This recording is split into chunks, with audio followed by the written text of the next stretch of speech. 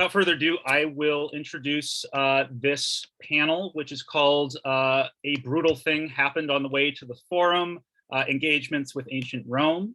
And so I'll go straight to our first set of speakers. So we have two dynamic duos on this panel, and the first of which is by Antonino Pitta and Francesco Ciancio. Antonino Pitta is a lecturer at University College London and a postdoctoral research fellow at the Università Cattolica del Sacro Cuore in Milan. He holds a PhD in Latin philology from the Scuola Normale Superiore di Pisa. His research activity is devoted to Roman Republican antiquarianism, late antique lexicography, poetry of the imperial age, and the early reception of Augustan literature. He is deeply interested in textual criticism and manuscript traditions. As an editor of classical texts, he adopts a strictly philological approach and tends to combine the analysis of Latin language with the examination of historical realien. Besides articles on Varro, Virgil, Lucan, Statius, and Epicurus, he published on 2 critical editions with a commentary, Varro's De Vita Populi Romani and Statius's Silvae, Book 1, Domitian's Poems, in 2021. He also took part in international workshops concerning the reception of classical antiquity in contemporary pop culture, such as in Game of Thrones. He is joined for this presentation by Francesco Ciancio. He is a classical rock and metal guitarist based in Roma. He graduated from the Conservatorio di Santa Cecilia and is currently attending the specialization course at St. Louis College of Music in Rome. With his power metal band Sailing to Nowhere, he took part in many international tours, including the US, Japan, and Ukraine among their destinations. On these occasions, he shared the stage with bands such as Dragon Force and Sepultura and musicians such as Mike Mangini and Gus G. He performed at the NAMM show in Los Angeles. Besides his concert activity, he attended master classes with musicians such as Paul Gilbert and Guthrie Govan. Okay. They are presenting today a paper called Hesperia, it's about the Italian band Stormlord. So please take it away, Antoninus and Franciscus. Hi to everyone. Thank you. I hope everyone will hear us. Can you hear me? Yeah. Yeah, wonderful. Well, probably Francesco will start sharing his screen and then we will speak in turn. But yeah, if he's ready. Go ahead. Yeah, wonderful.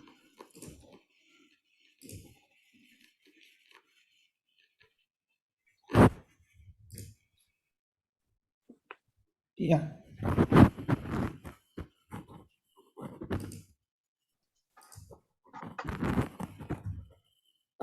Go ahead. Well, so scholars and musicians might give divergent interpretation of classical texts according to their different sensibilities. Despite this variety of approaches, they often may grasp key aspects of classical text independently. Actually, the perception of a Greek Latin work by the wider public might not be updated to the most recent reading by the literary criticism, so that pop culture may preserve views that have been disputed by scholars, and Virgil's Aeneid is one of the typical cases. Contemporary scholarship regards the Aeneid now as a pensive poem on loss, trauma, and self-sacrifice, whose main character is a reluctant hero who is forced to follow a painful path by his obedience to fate. So this reading is mostly based on the achievements of the Harvard School of Textual Interpretation. So I was thinking to scholars such as Richard Thomas, Michael Patram. So this is now current reading of the Aeneid is not that of a poem mainly focused on success, but and heroism, but on the contrary, a poem based on self-sacrifice, loss, and the problems of being a hero. So we may notice that when the history of Aeneas and the related history of Rome become the subject of a song, there is still the danger that they could be turned into the triumphant ascent of a standard victorious hero.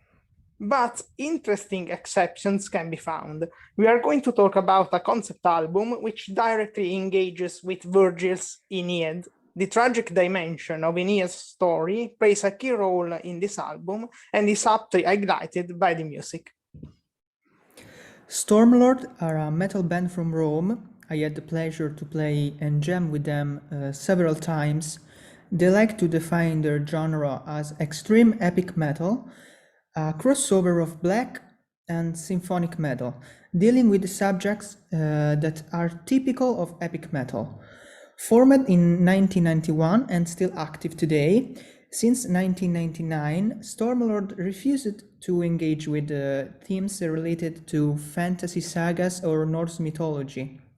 On the contrary, they started to write lyrics and compose music dealing with the ancient Mediterranean civilizations and their modern offspring.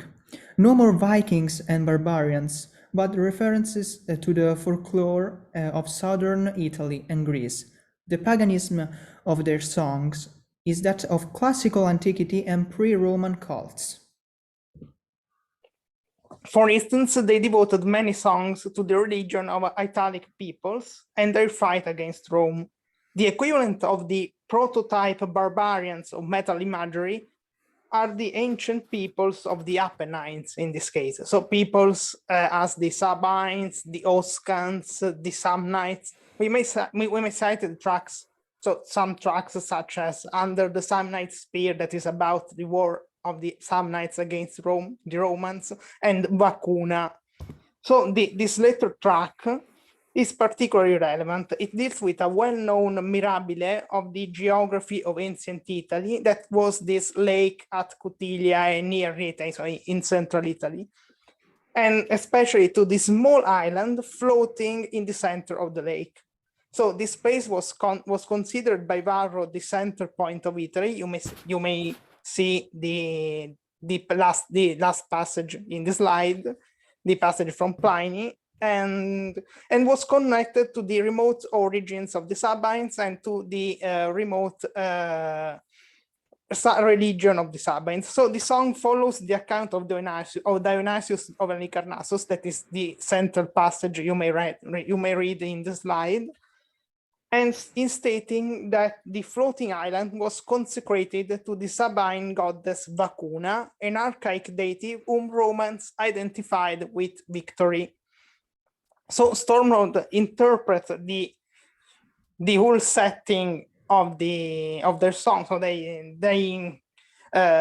basically adhere to the classical source they employed in a, I would say, philological sort of philological reading. By giving a sort of philological reading, you may notice that they also interpreted the healthy aquae cutilia, so the spring placed near the lake that are mentioned in the last passage in the slide. So they interpret this aquae cutilia as cleansing water, in this case in a religious and I would say a Christian sense. So they are sacred waters that can wash the sins away. So we may notice the sort of contradiction. We start from a passage, a song that is very close to the classical text, so to its classical sources, but then in the end we have this sort of modern and Christian interpretation of aquae cutilia that actually were just thermal springs in classical antiquities. So we may say both elements interesting. So the first element is how Stormlord stick to their classic source material. The other element is how they turned it into something new, something more related to contemporary culture. And then if we go to the next slide, we may see that the track evokes these realities to recreate the mythical atmospheres of pre-Roman rites. And we have this reference to other aspects of Italic religion. So the Ver Sacrum, that was a ritual concerning the deduction of colonies, and also these mentions of totem animals that represents different peoples of pre-Roman Italy. So the wolf, that was Hirpus in Italic language for the Hirpini, woodpecker, the Picus for the Piceni, and so the oxus for the Samnites. So Francesco, you can Yeah, go. the opening of this track is low and severe with the religious overtones. Then it suddenly becomes faster to the extent of adopting the rhythms of power metal. When the lyrics describe the violence of bloodshed with which intrudes into space of ritual, as can be seen in Vacuna, water is another key element for Stormlord. Some of their songs describe the sea and its shifting nature. Sea as a divine presence. The sea is described as a sentient character, as though you were another member of the band. We can hear his voice in many tracks. Rhythm and sound imitate the crashing of the waves. Along with this Mediterranean presence of the sea, we may notice another typical feature, the relevant role played by a female deities in their songs. These motherly but powerful and frightening figures belong to the world of the Etruscans and the Minoans, rather than the horrific universe of classic heavy metal. They are closer to the witches in southern Italy, ambiguous goddesses who may be malevolent as well as benign. The interest in Mediterranean civilization is evident, starting from the title in the album Mare Nostrum. So the album revolves around the idea of Mediterranean as the disputed space where different civilizations struggle to coexist. The main subject of the title track, in fact, is the Third Punic War. We have explicit mentions of Scipio Aemilianus and Cato, and also the text aptly mirrors the Catonian propaganda against Carthage. So there are some historical inaccuracies. I don't list them, but there are some, so to say, historical mistakes. But the interesting is that, so to say, the lyrics and the atmospheres of the song could be applied actually to different episodes in Roman history. So not just to the Third Punic War, also to the war of Pompey against the pirates. So, albeit distorted, a Roman flavor is thus preserved. Mare Nostrum is a good example of the Roman Italic sound of metal music by Stormlord. The opening gives us the impressions of being in the open sea, on the war ships sailing across the Mediterranean. A measured rhythm evokes the splash of horse, and the chorus suggests the cry of the horseman. The rhythm of the double bass pedal by the drummer recreates the noise of water stirred by the battle.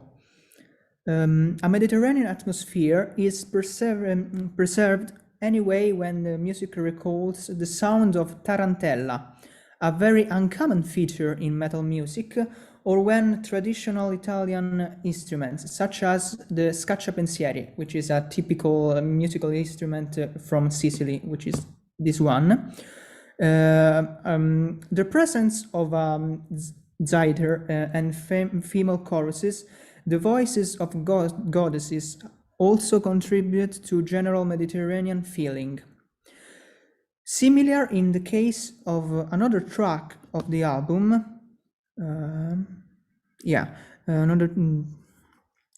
equally filled with the maritime imagery. The main character of the song, the wind shall scream my name, is Ulysses.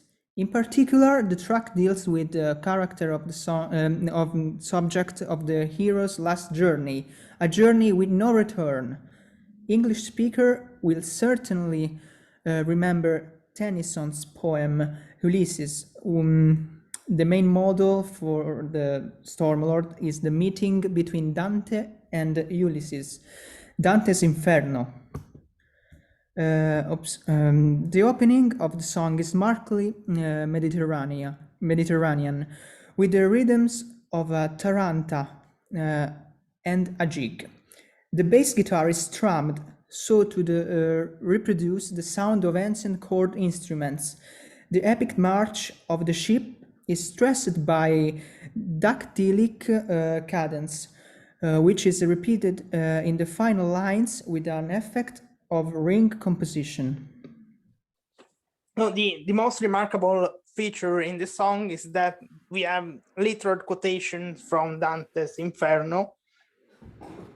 And we will find something similar also in Hesperia, the album based on the Aeneid, where we have lines taken from ancient Italian translations of the Aeneid. So we don't have Latin as a language for their lyrics.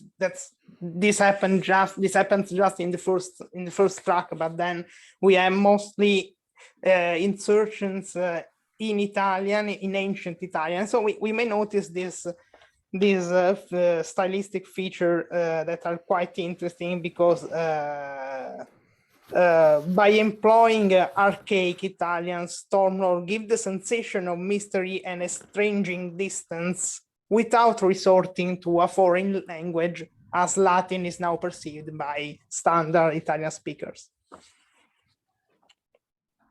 Yeah, we just mention the Odyssey. Yeah. Before moving to the concept album Hesperia, we must mention a similar experiment. This is the Odyssey from the band Symphony X.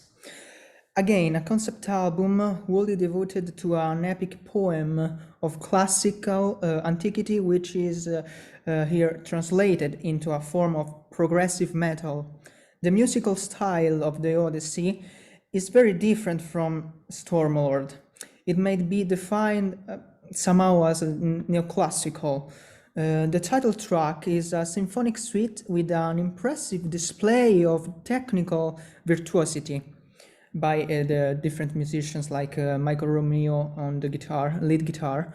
The treatment of the source material on the other hand is quite basic, even a bit oversimplistic.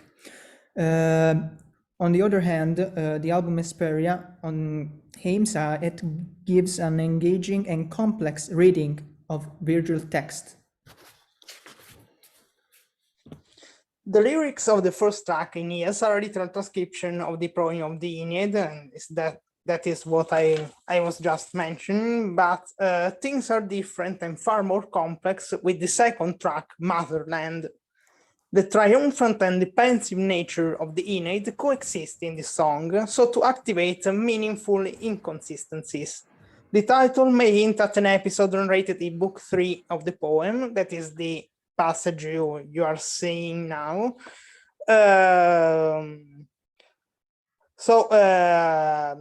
A prophecy from Apollo, from the god Apollo, orders the Trojans to look for their ancient mother, the land from where Trojans originate, so where they are meant to found a second Troy. So this is the beginning of their journey through Italy, and which is a sort of a noston, coming back to the land of their ancestors. So the lyrics, with a section in Italian describing the sufferings of the Trojans, makes in Odyssean terms, makes explicit the comparison of Aeneas to Ulysses. That is a key element in Virgil's point. The track may be divided into two sections. The second, most conventional part, describes Aeneas' journey as a victorious march toward Italy. But more interesting is the first part, which opens with a mention of Juno, the queen of gods, the goddess who actually puts into action the plot of the Aeneid. So the album starts exactly as the Aeneid starts. The refrain points out that the chosen ones also were the fallen, the Trojans who were defeated by the Greeks. these few Trojans who survived the fall of Troy are condemned by the fate to live a painful life and face terrible tasks, such as the descent into the underworld. And you have this mention of this, I wonder the Nether House. So the concept is repeated a few lines later, where we find a reference to those Trojans who did not have the strength to reach Italy. And again, these lines allude to a specific episode in the poem, that is the speech of Nautes at Aeneid, Book 5. So basically, it is said here that part of Trojans must be left behind in Sicily, where they will found a city on their own, because they have not the strength to follow Aeneas up to his final destination. So we have this in the lyrics. We have these lines: Acesta must be left behind. That's the divine will. So general message is clear. Aeneas is entrusted with a difficult mission, which is not for all, so to say, but requires courage and brings pain. It's hard being a bearer of fate, which is the title of the following track. Almost contrasting with the serious tone of the lyrics, the sound of Motherland is lively and optimistic to suggest the happy ending of a story. A gloomy, almost funeral tone characterizes the following track, Barrier of Fate. In the opening, the strings create a longing atmosphere, and the slow rhythm underlines the burden of a mission commanded by fate. The track is focused on Aeneas' feelings, his regrets and remorse. Accordingly, some lines are whispered by the singer, and the way highly Aeneas' inner dialogue. The hero whispers what he does not dare to say aloud. Bearer of Fate concerns the impossible law between Aeneas and the Queen of Carthage, Dido. So the lyrics mirror the sorrowful tone of the music. If Virgil's Aeneas is the model of a problematic and doubtful hero, a modern hero, so to say, Aeneas appears even more modern here. He feels his mission as his doom, a burden rather than an honor. And so we have, I know the burden of being the chosen one. He has been forced to abstain from love and feels the painful dilemma between pietas, so between obedience to gods and happiness. Aeneas in love, more evidently in love than he is in Virgil, is depicted as standing on the deck of his ship while sailing away from Carthage and sailing away from Dido. Here he thinks of Dido dying as she weeps his name. And you in the next slide can see this climax: as Dido weeps my name, as Dido cries my name, as Dido curses my name. That is also the escalation of tragedy within Book 4 of the Aeneid. So we may see also in the next slide that the Stormhold literally translate key passages from the book, and also they translate the beginning of Book 5, that is also the next slide. So the beginning where Aeneas sees the fire of the flames from the pyre where the dead body of Dido is burning. And so in this case, we have a remarkable difference, because in the Aeneid, Aeneas does not know that he is seeing the funeral pyre of Dido. So he does not know with certainty that Dido is dead. While on the contrary, Aeneas in the song is fully aware of his responsibility in Dido's death and bids a last farewell to her. Goodbye, my wretched queen.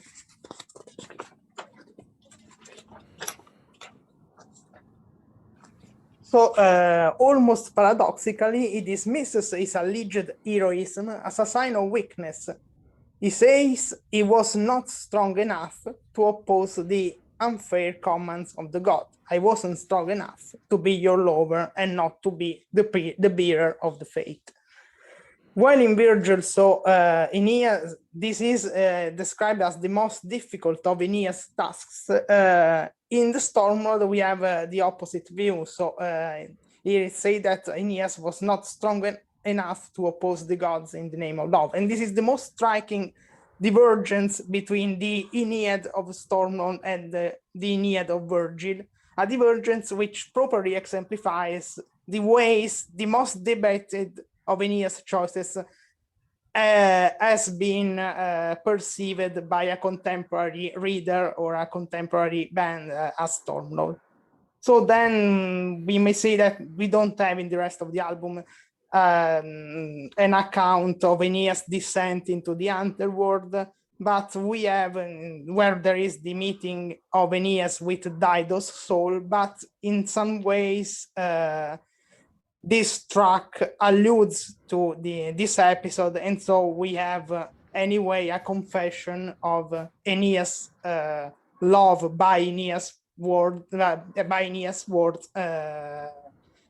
not where Virgil puts it, but anyway we have it within the concept album. Different is the atmosphere of the following track, Hesperia, devoted to the destination of Aeneas' journey, Italy, called by her Greek name Hesperia. The erotic undertones of the previous track are not fully lost. Italy, in fact, is described as a femme fatale, a charming and frightening woman to love. The lyrics are in Italian, with a strong archaic flavor, and the music aims at suggesting that we must feel at home. The opening is joyful and evokes bells ringing, a very familiar sound to Italian listeners. Despite the presence of more epic and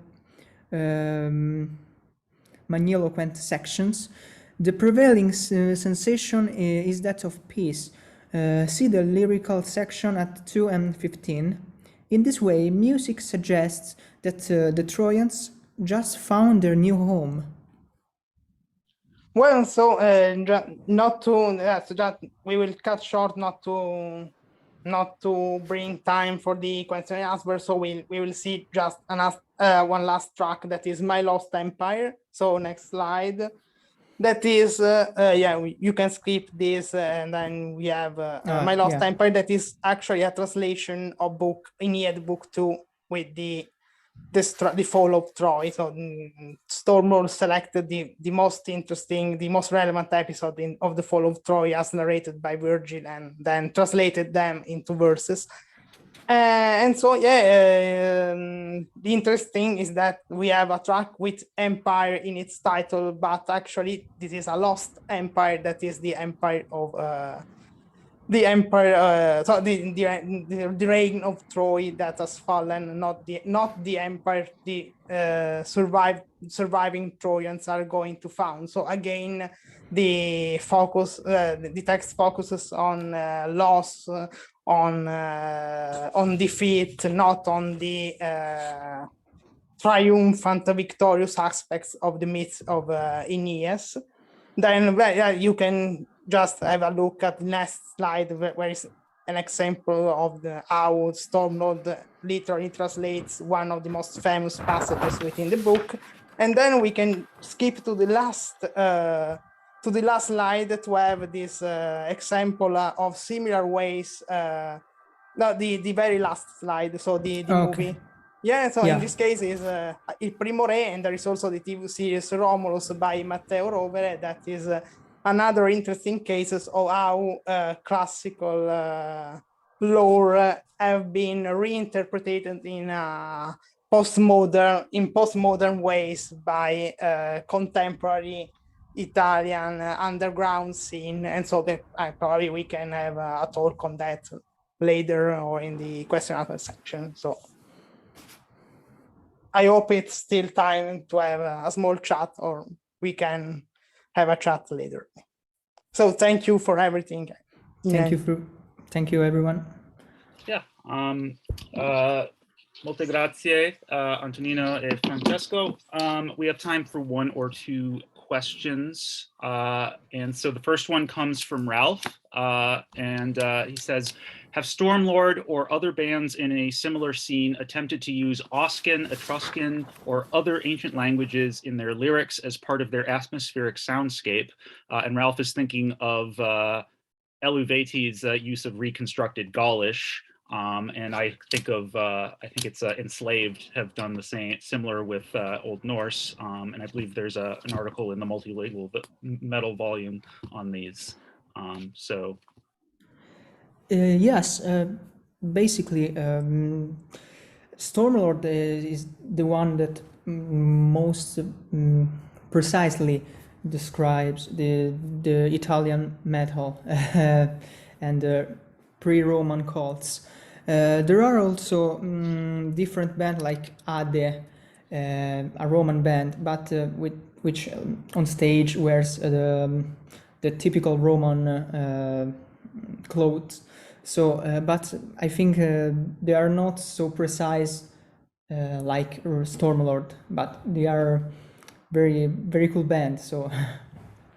Yeah, I don't think they actually use Oscans, even less Etruscan or other also Italic languages as part of their lyrics. I'm sure not. So, but yeah, in this case we have something similar that we can find in Il Primo Re, and so in the movie The First King, and also in the TV series Romulus, where actually they actors speak sort of reconstructed pre-Roman Latin or pre-Roman Italic. So that is something that was created by the Faculty of Language, so by the Faculty of Language by the La Sapienza, the University La Sapienza, and they tried to create this sort of language that is Latin, more closer to the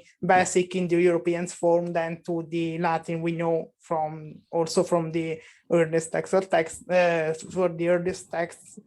And there are some just while sketching different peoples, especially in the TV series, the Romulus, we have Greek characters that actually speak in ancient Greek. Then we have the Irpini that that think a language that is described as utterly different from that of Latin characters. In fact, the Roman characters do not understand the Irpini when the Irpini speak. And so also we have probably also some words in Etruscan, because there is an Aruspex that does something related to Etruscan discipline. So in that case, we have an attempt to reconstruct the language of early Italic people, but in the movie and in the TV series, not in songs. So not in in the different genre of metal music. In that case, we have found just Latin, Italian, and English as the common language of the lyrics. All right, thanks again. And yes, definitely we think of the influence and kind of back and forth between movies and television and what metal's doing, and especially with Il Primo Re. I'm also thinking of the German series Barbaren, where they did their homework on having the Romans speak pretty good Latin, in fact, too good at times. But the Germanic tribes are speaking perfect modern German instead of any sort of reconstructed language. So maybe they'll do their homework on that. But we do have to move on. So thanks again for that wonderful presentation.